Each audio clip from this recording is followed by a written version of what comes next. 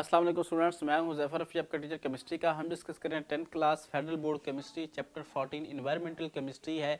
उसमें हमारे पास जो आज टॉपिक है वो है हमारे पास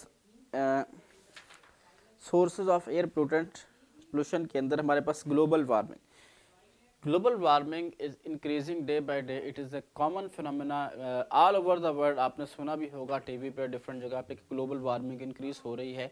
ग्लोबल वार्मिंग क्या है? बेसिकली सबसे पहले हम बात करते हैं व्हाट इज़ ग्लोबल वार्मिंग।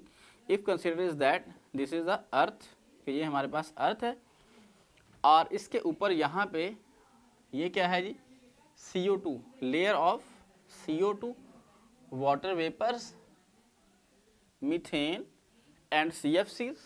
मतलब बेसिकली जो मेजर कॉन्स्टिट्यूएंट है ना इसका, वो कार्बन डाइऑक्साइड होती है, CO2।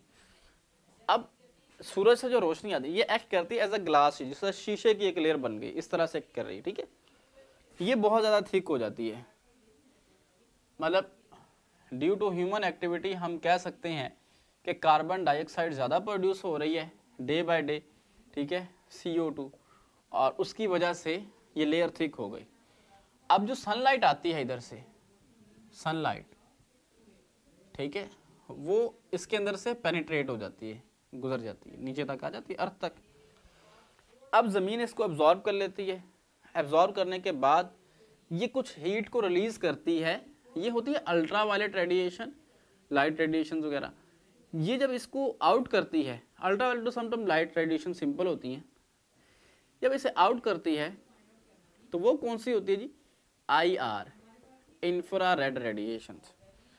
अब इंफ्रारेड रेडिएशन जो है ना, वो यहाँ से टकरा के फिर वापस आ जाती हैं। वो इस लेयर से या तो बाहर नहीं जाती या इसमें एब्जॉर्ब हो जाती हैं, ठीक है। तो यहाँ पे ये हीट को एब्जॉर्ब करने का सोर्स एक बन जाता है। तो मतलब क्या कि यहाँ पे अगर हमने एक लेयर इस तरह की बन गई है जो हीट को अंदर तो आने दे रही लेकिन अंदर से बाहर नहीं जाने दे रही, इट मीन दैट के टेम्परेचर ऑफ एटमॉस्फेयर, अर्थ का जो टेम्परेचर है वो राइज हो जाएगा। ये जो टेम्परेचर राइज हो रहा है due to these type of gases, उसके अंदर कौन कौन सी हैं जी, CO2 है, H2O वेपर्स फॉर्म में, गैस फॉर्म में, और उसके बाद मीथेन है CH4, उसके बाद आपके पास CFCs हैं, क्लोरोफ्लोरोकार्बन्स। इसमें जो मेजर गैस है वो यही है, carbon dioxide.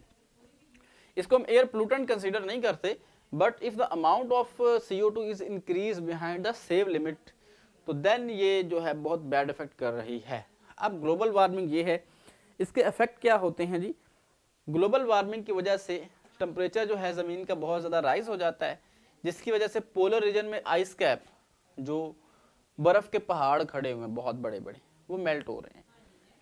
With the passage of time जो आपका सी लेवल है वो इंक्रीज हो रहा है।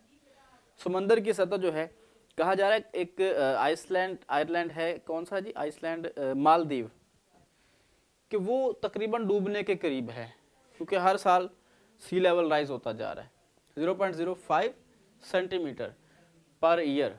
अगर हर साल इतना भी राइज होता जाए तो वो चंद एक सालों के अंदर वो मतलब इनहेबिटेबल हो जाएगा, रहने के काबिल नहीं रहेगा।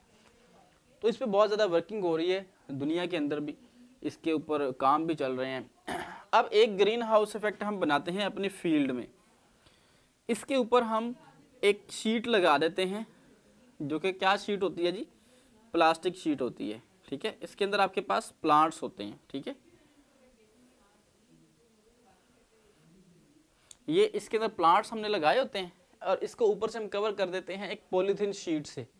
पॉलीथीन शीट जिस तरह एक शॉपर होता है, एक थिक मतलब ज़रा होती है, आपने देखा होगा सफ़र करते हुए, तो इसमें वेजिटेबल वगैरह लगाते हैं। ये हम बेसिकली यूज़ करते हैं कि प्लांट्स को ग्रो करवाने के लिए। यहाँ पे भी सेम इफेक्ट होता है, सनलाइट आती है, आने के बाद जब ये वापस होती है तो यहाँ से रिफ्लेक्ट बैक हो जाती, कुछ पास आउट भी हो जाती है लेकिन रिफ्लेक्ट बैक भी हो जाती। अब जो रिफ्लेक्ट बैक होती है तो उसकी वजह से अंदर का टेम्परेचर 10 to 15 सेल्सियस हायर होता है,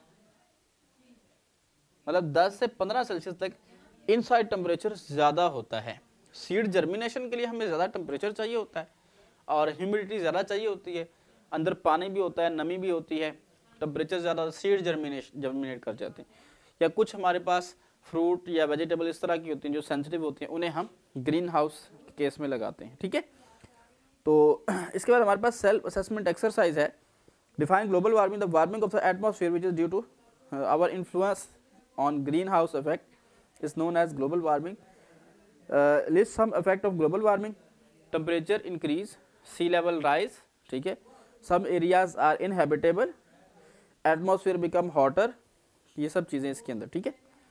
list some substance that are responsible for global warming, ये gases, these gases are responsible for global warming. तो ये था आज का हमारा टॉपिक, ये हमारा ख़त्म हुआ। तो नेक्स्ट लेक्चर में मिलेंगे, उस वक्त के तक के लिए इजाज़त दीजिए, अल्लाह हाफिज़।